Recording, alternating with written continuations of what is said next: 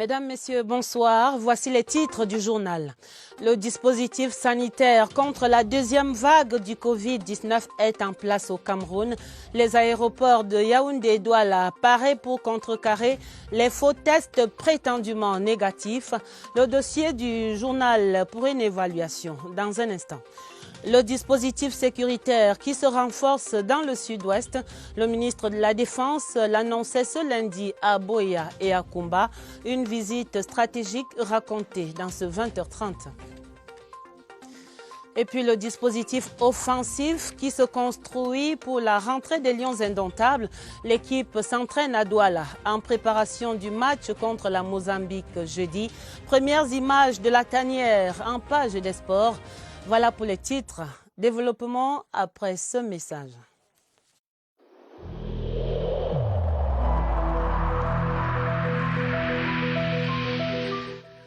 Il est essentiel que les mesures qui ont été indiquées soient absolument respectées par chacun de nous. Lavez-vous régulièrement les mains à l'eau et au savon ou à l'aide d'un gel hydroalcoolique. Restez à au moins 1 mètre de distance des autres personnes, surtout si elles toussent, éternuent ou ont de la fièvre. Si vous avez de la fièvre, de la toux ou des difficultés à respirer, consultez un médecin.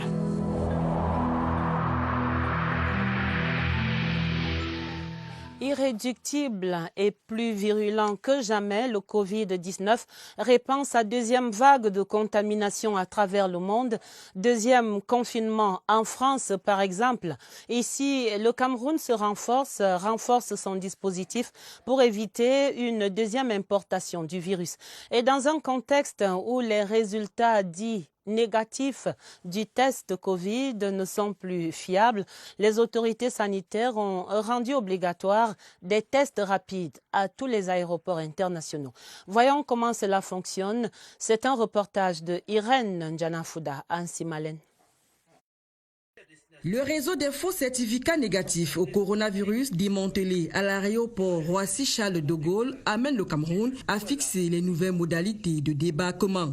Le ministre de la Santé publique qui prend ces mesures durcit ainsi le ton pour limiter l'importation du coronavirus par les passagers à bord des vols internationaux qui s'opposent sur le tarmac des aéroports de Yaoundé et Douala.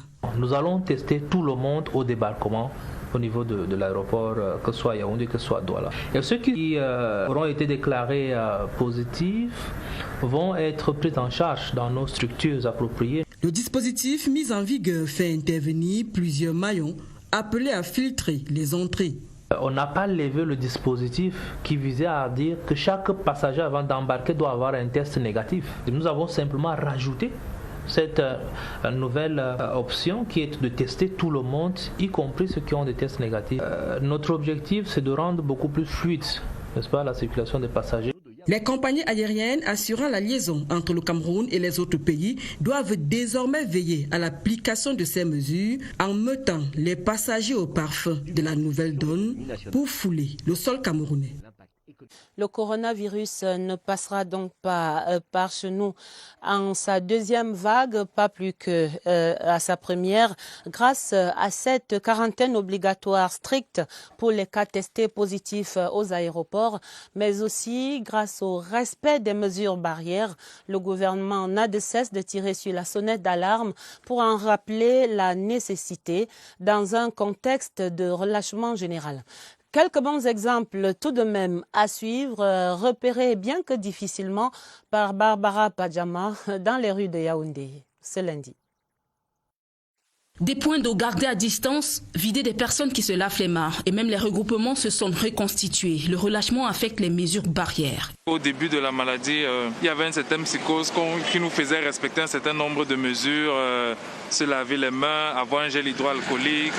C'est vrai qu'aujourd'hui, les mesures barrières pour moi se sont réduites à une simple formalité. La psychose est tombée entraînant avec elle les masques. Les bons exemples ne courent pas facilement les rues actuellement. Quoi qu'on dise, il y a recrudescence de la maladie partout ailleurs en France et autres. On a reconfiné de ce côté-là. Donc obligatoirement, la maladie existe. Le corona continue et ça devient encore de plus en plus. C'est pour cela que j'ai préféré alors porter le masque. Certains suivent les infos pour se faire une raison de résister. On doit se protéger. Mais les gestes, après je désinfecte les mains tout le temps quand j'arrive quelque part. Se désinfecter les mains, porter un masque ou respecter la distanciation, il y a des sujets qui veillent avec un œil ouvert et qui choisissent leur geste préféré. Masque et laver les mains, oui. Le virus continue de circuler, pas le moment de freiner. Le coronavirus persiste donc dans notre environnement de vie. Gardez ces mesures barrières actives autour de vous. Mais voici également la grippe ordinaire qui fait des ravages en ce moment à travers le Cameroun. Les médecins annoncent même jusqu'à 10 consultations par jour. Comment donc se protéger? Les gestes qui sauvent, c'est dans ce reportage de Elvire Angeline Ebalé. Son adversaire épidémiologique, Covid-19, a failli lui voler la vedette. Et pourtant, les symptômes s'observent avec, à l'appui, la perturbation des saisons. La grippe ordinaire impose ses signes cliniques. La grippe classique, ça disparaît peu après 10 à 14 jours. Maintenant, si après ce temps, vous constatez que les liquides qui viennent de les narines, ça devient comme si c'était la pue, ou vous avez les maux de tête, les yeux qui font mal, et les articulations qui font mal, ça nous dit que maintenant, cette grippe est infecté. Un effet de vague qui a accru le nombre de patients atteints de la grippe classique dans les formations sanitaires. Pour se prémunir, une bonne hygiène de vie reste indispensable. On doit favoriser une vie propre. Il faut faire un bon hygiène de main. Éviter de toucher les yeux, les narines ou la bouche. On doit éviter les endroits qui sont encombrés. Si vous voulez tousser, il faut utiliser un mouchoir pour fermer la bouche avant de tousser. Si vous êtes quelqu'un qui est dans un état grippé, ce que vous pouvez faire chez vous d'abord, c'est de boire beaucoup de l'eau peu chaude, c'est de se garder chaud. Si la grippe ordinaire est un phénomène saisonnier, elle n'est pas à négliger. Allons dans la région du sud-ouest pour la suite du journal. Avec ce message, l'école doit vivre, c'est un impératif rappelé ce lundi à Boya par le ministre délégué à la présidence chargé de la Défense. Joseph Betia-Somo a présidé là-bas une réunion de stratégie sécuritaire. Autour de la table, les autorités administratives et militaires, au moment même où 3 suspects du massacre de Kumba sont déjà neutralisés. Retrouvons à Boya l'envoyé spécial Steve Tchegai Kembenge de CRTV News. La descente sur le terrain est un renfort au front.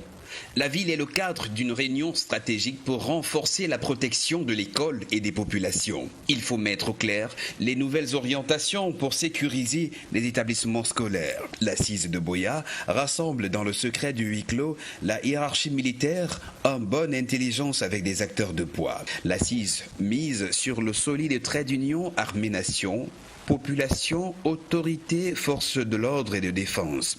C'est l'énergie d'une synergie déterminée à protéger l'école, les élèves et enseignants, déterminés à mettre les parents en confiance pour vaincre leur peur. Montée d'un cran depuis le massacre lâche et inacceptable du 24 octobre dernier d'élèves à Kumba, des enfants. La police et les forces de défense sont donc d'alerte, uniformes dans leur tenue de protecteurs de la paix, des familles et de l'école. Ils sont prêts à exécuter les ordres pour mettre fin au désordre. Consigne bien reçue. Comme ça se voit, ils sont au garde à vous. Toutes nos excuses pour la fin abrupte de ce reportage de Steve. À la deuxième étape de cette visite, Joseph Betia-Somo s'est rendu à Kumba pour exprimer sa compassion aux familles des 7 enfants assassinés et enterrés la semaine dernière et pour prendre des nouvelles des blessés. Le ministre rassure que les forces de défense et de sécurité qui sont à pied d'œuvre dans la région avancent dans l'enquête ouverte sur hautes instructions du chef de l'État. Sur place à Kumba, Gilles-Claude Mbon-Etundi. Le ministre délégué à la présidence chargé de la défense s'exprime d'un ton ferme et directif. Tous les auteurs du massacre de Kumba seront neutralisés. 3 d'entre eux ont déjà fait les frais de la riposte des forces de défense. Les 6 autres sont activement recherchés. Le renforcement sécuritaire est effectif depuis le 24 octobre dernier dans la localité. Les enquêtes ont été ouvertes autour de cette tragédie. Le chef de l'État m'a chargé de faire mener ces enquêtes et de lui en rendre compte. Il a également chargé les forces de défense et de sécurité de tout mettre en œuvre pour retrouver les auteurs de cette tragédie. Ce travail a déjà commencé. La lumière sera faite, toute la lumière, nous n'avons rien à occulter. Le traditionnel repas de Corse est tenu dans l'enceinte de la mairie. Question pour le chef et ses troupes de communier avant le retour sur Bouéa. Dans la rubrique « Ce qui fait débat » en ce début de semaine au Cameroun, gros plan sur le cumul persistant des fonctions chez les magistrats municipaux. 9 mois après leur élection, certains maires cumulent encore leur mandat avec d'autres fonctions parfois incompatibles et ce en totale violation avec la législation en vigueur. Les constats de Oswald Medon. Si l'image du magistrat municipal à la double casquette de député-maire a disparu, il n'en est rien des autres, car moins tape à l'œil. La liste des incompatibilités est presque aussi longue que le bras. Membres du gouvernement et assimilés, députés et de sénateurs, d'autorités administratives, ambassadeurs ou de responsables d'une mission diplomatique. Et il y a bien des maires qui surfent sur les vagues et passent entre les mailles. En face d'un dispositif qui n'est pas répressif, les uns et les autres estiment de toutes les façons qui ne risque rien n'a rien. Qu'il s'agisse d'un dysfonctionnement du système ou d'une mauvaise foi, le fait est que beaucoup en profitent. Il faut aussi interroger la sincérité des Camerounais qui eux-mêmes manquent de s'assumer.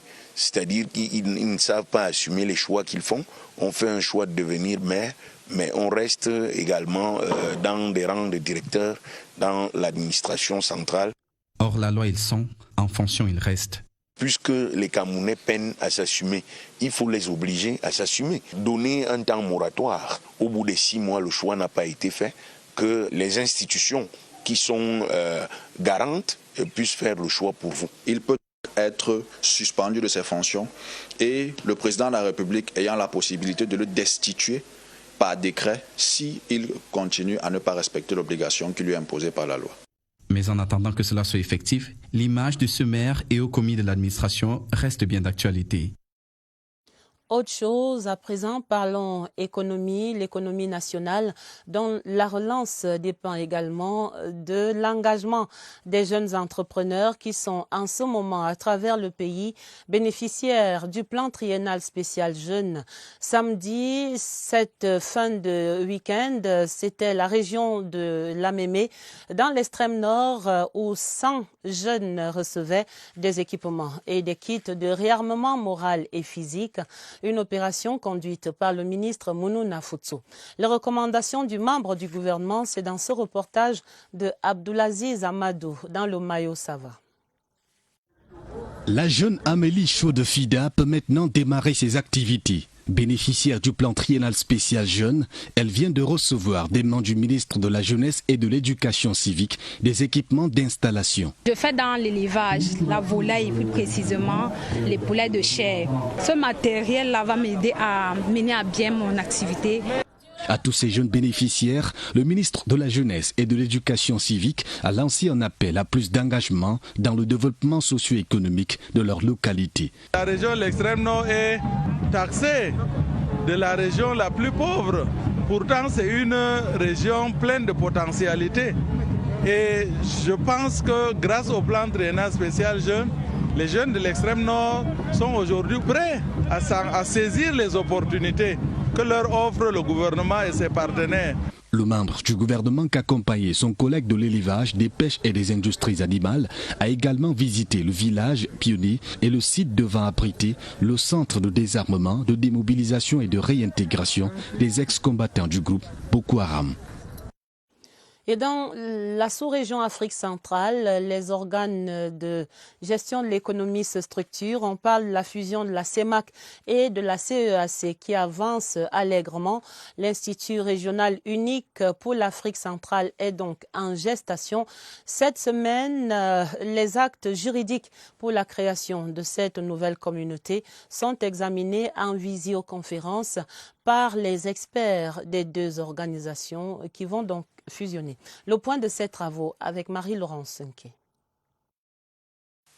L'Afrique centrale évolue progressivement vers la fente de la CEMAC et de la CEAC pour une organisation d'intégration unique dans la région.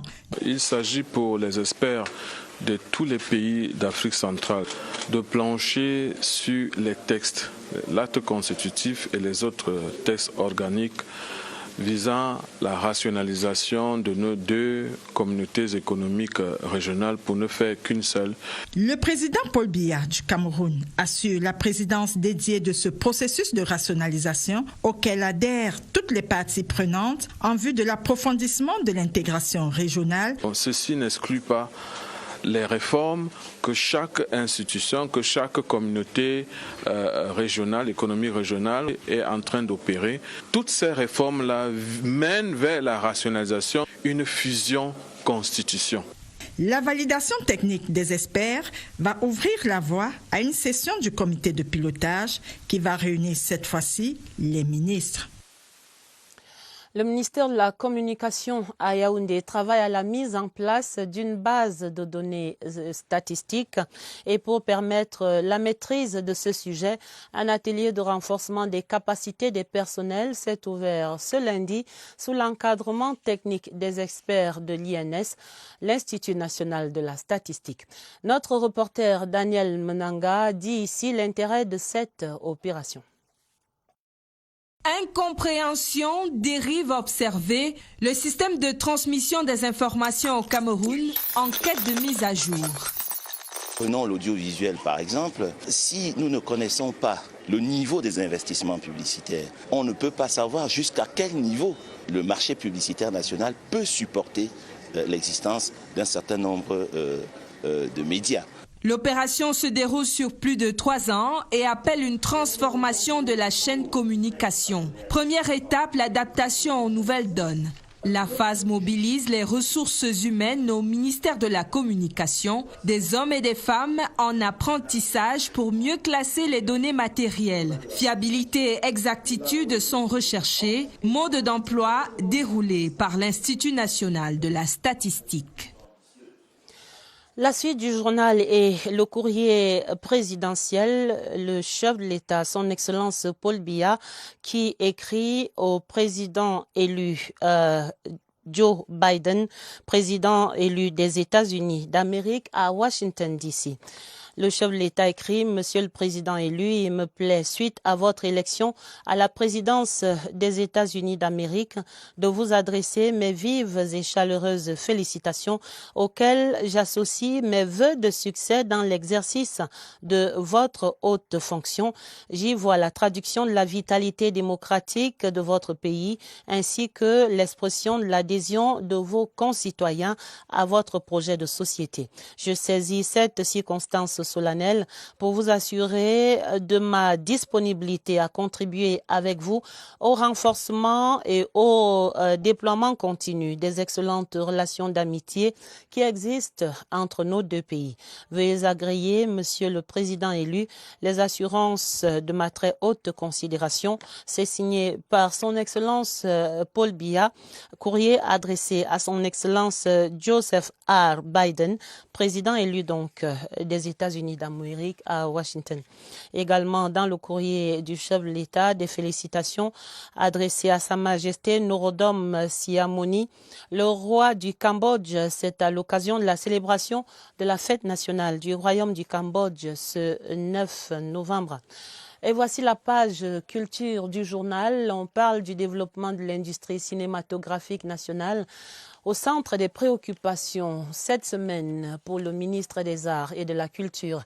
Bidong Pat évoquait le sujet ce lundi au cours d'une audience qu'il a accordée à l'équipe de production du film The Fisherman Diary. Le film est en compétition au festival Écran Noir. Michel Renaud-Anja. The Fisherman Diary est l'un des films ayant remporté 6 prix à la finale du festival Écran Noir. Une reconnaissance justifiée par l'audience accordée par le ministre des Arts et de la Culture, Bidong Pat, à l'équipe de production de ce film. Et je sais qu'à travers le cinéma camerounais, on peut vraiment vendre la culture. Les lauréats sous la conduite de Basek Bakobio, délégué général des Écrans Noirs, ont exprimé leur gratitude pour la circonstance. Si par exemple chaque commune dans notre pays a une salle de cinéma, ça va faire au minimum 360 salles. Et par exemple, on fait un film qui sera diffusé dans toute cette salle. Ça va beaucoup remporter. L'accompagnement des pouvoirs publics fera à coup sûr briller la flamme du 7e art au-delà des frontières. Et voici le livre blanc du JICAM sur l'économie camerounaise sur la table ce lundi du ministre du Travail et de la Sécurité sociale. La rencontre, c'était une audience accordée par Grégoire Oona à une délégation de ce groupement interpatronal du Cameroun. L'enjeu de cette audience, dans un extrait des propos du président Célestin Tawamba, est interviewé par Joël Igor Abanda. Nous avons fait état, constaté ensemble avec le ministre du Travail de l'urgence qu'il y a à mettre en place des politiques qui vont permettre de recruter. Il faudrait qu'on puisse évaluer nos politiques économiques, pas simplement à l'aune des recettes fiscales, mais aussi à la capacité de recruter du personnel. Nous sommes également venus auprès du ministre du Travail que le ministre du Dialogue, pour lui faire état de ce que nous avons un dialogue public-privé qui n'est pas fécond. On a besoin aujourd'hui d'un dialogue qui permet non seulement de s'écouter, mais de se comprendre afin que l'économie puisse être plus efficace.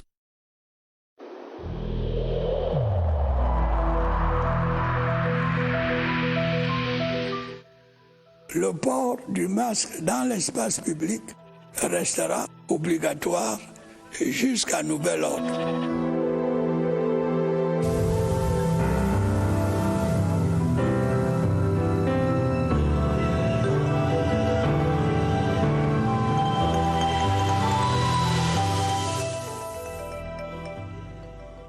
Le port du masque est donc obligatoire en ce moment même et jusqu'à nouvel ordre dans les espaces publics, dans la riposte que mène le Cameroun contre l'infection à Covid-19. Allons voir la situation épidémiologique à la date d'hier 8 novembre. Cette situation qui était présentée ce lundi au centre des opérations d'urgence de santé publique à Messa. On compte 22 421 cas de maladies confirmées. 21 personnes et 510 ont été guéries pour 443 décès. Pour une mise en perspective de ces chiffres donnés dans le point de presse de ce soir, nous allons retrouver immédiatement à Messa Évariste Eyenga et son invité. Évariste qui a d'autres chiffres d'ailleurs. Bonsoir Évariste.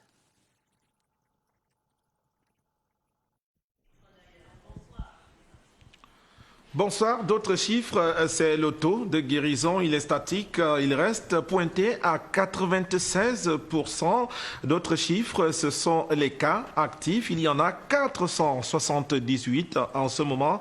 Ce soir, on s'interroge sur une possible deuxième vague au Cameroun. Notre expert de ce soir, c'est le docteur Abba Aristide Stéphane. Il est le chef de la section opération de la riposte. Docteur, bonsoir. Bonsoir, Évariste.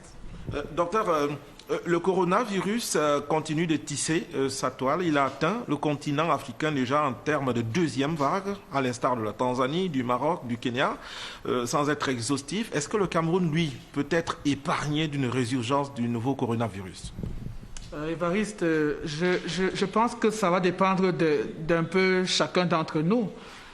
Pour sa part, le gouvernement a pris un certain nombre de mesures qui ont porté leurs fruits et il s'agit maintenant pour nous de capitaliser dans ces efforts qui ont été faits depuis le commencement de la pandémie et maintenant de poursuivre ces efforts pour faire en sorte que cette épidémie qui a été maîtrisée pour l'instant sur le territoire national cesse de se propager et s'estompe définitivement. La tendance actuelle, docteur, à l'issue des dépistages, c'est davantage des cas asymptomatiques. Est-ce qu'on peut craindre une implosion de l'intérieur ou alors il faut davantage se méfier des cas importés? Évariste, en fait, dans la nature, le risque zéro n'existe pas. On a toujours un risque endogène, donc la maladie peut reprendre à partir des cas autochtones et il y a également un risque exogène, c'est-à-dire que des cas importés peuvent nous parvenir. Ce qu'il faut dire pour la deuxième des situations, un certain nombre de mesures sont en train d'être prises pour renforcer la sécurité au point d'entrée. Et ce qu'il faut dire pour les cas endogènes, il faudrait que nous puissions continuer de suivre les mesures de protection individuelle que le gouvernement a énoncées. Merci à vous, docteur Abba Abba. Un certain nombre de mesures que vous évoquez. Il y a une note du ministre de la Santé publique qui rend effectif l'obligation de se soumettre à un test PCR à toutes les personnes entrant au Cameroun. C'est une mesure supplémentaire qui s'ajoute aux mesures qui étaient déjà implémentées aux portes d'entrée du Cameroun. Là, le renforcement du dispositif évoqué plus tôt dans ce journal. Merci, messieurs. Et dans la suite du journal, nous parlons de l'éducation nationale et le ministre de cette éducation de base qui recommande aux 40 responsables installés ce lundi d'arrimer rapidement l'éducation nationale aux standards internationaux. Il installait le professeur Laurent-Serge Tundingwa. Il installait ses responsables ce lundi même au Palais des Sports de Yaoundé. Marlise Noambarga Aoumou raconte la cérémonie. Compétence, c'est le mot qui rassemble les nouveaux responsables récemment nommés au ministère de l'Éducation de base. 30 chargés d'études assistants, 7 sous-directeurs et 3 responsables nommés au rang de directeur. Ces hommes et femmes vont se plier tour à tour pour l'éducation des jeunes Camerounais.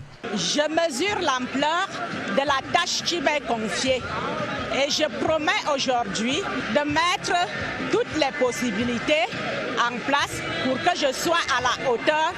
Tout ce que j'ai pu accumuler comme expérience sur le terrain, notamment dans le littoral, je vais pouvoir faire que ce soit partagé au niveau central. Désormais installés, chacun a une page à écrire en lettres d'or. En les félicitant, nous leur disons bienvenue au travail acharné qui nous est demandé, dans l'esprit de discipline qui doit nous permettre de travailler tous les jours et d'atteindre ces résultats. Pas de temps donc pour des réjouissances. Les nouveaux responsables doivent se mettre résolument au travail pour une éducation de qualité au Cameroun.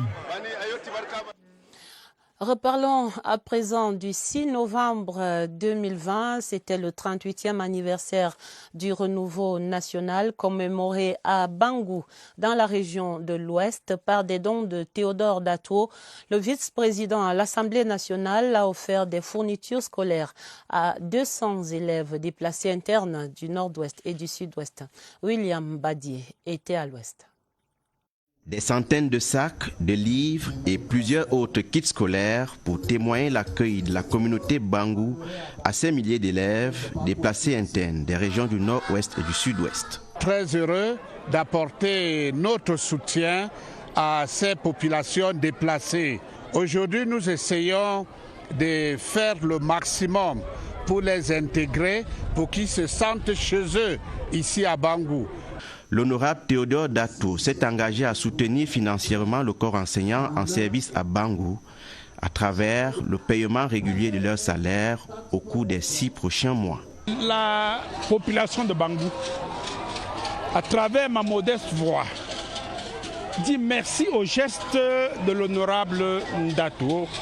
La distribution des manuels scolaires par l'honorable Théodore Datuo a connu l'approbation des populations et des autorités administratives, municipales, traditionnelles et religieuses de l'arrondissement. Commémoration du 6 novembre également très courue au Gabon. Là-bas, la diaspora s'est retrouvée à l'ambassade du Cameroun à Libreville autour de son Excellence Edith Ngeto Zam. Le récit de Michel Renaud au Hanja. Du renouveau, la diaspora camerounaise du Gabon a loué les actions de Paul Biya en faveur du bien-être des populations. Notre pays traverse à ce moment des moments très difficiles et le chef d'État a besoin d'être soutenu.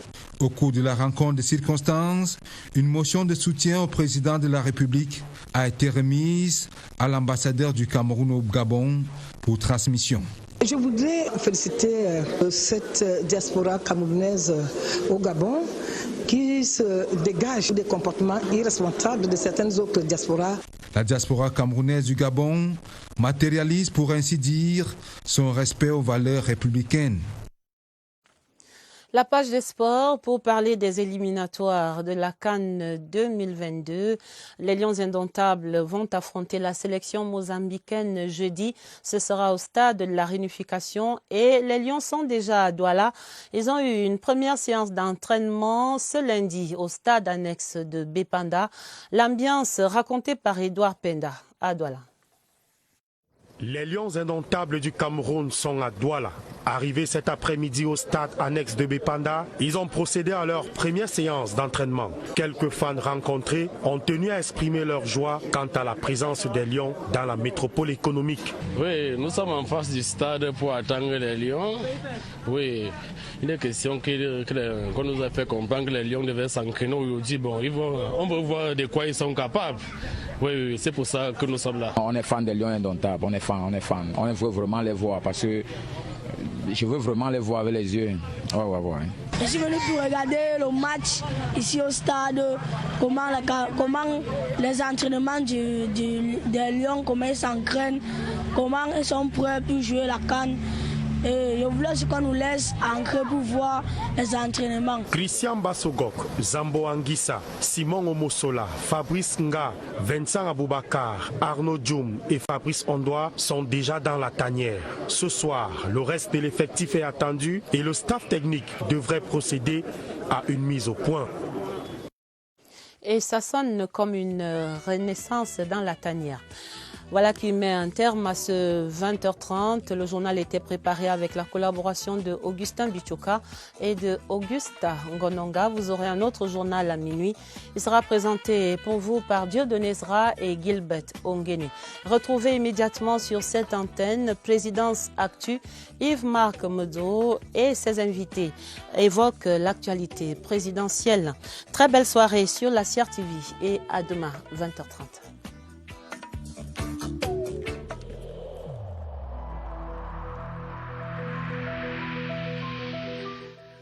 Évitons de stigmatiser ceux qui sont atteints par la maladie.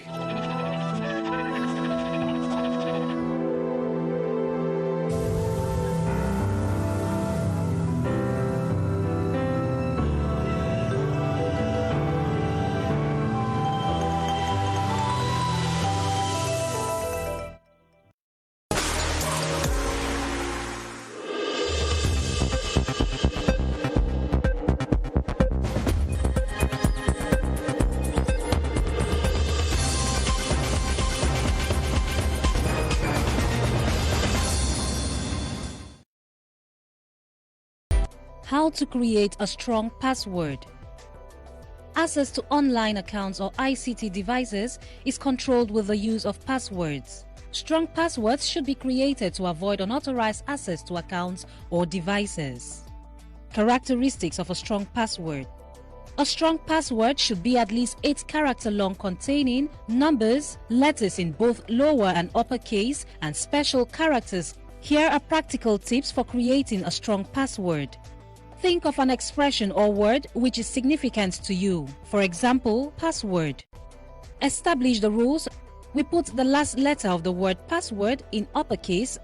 Then we count the number of characters in the word password and place it at the beginning of the word. Then integrate special characters like @ and hash. In applying these rules, the resulting password is... Second example.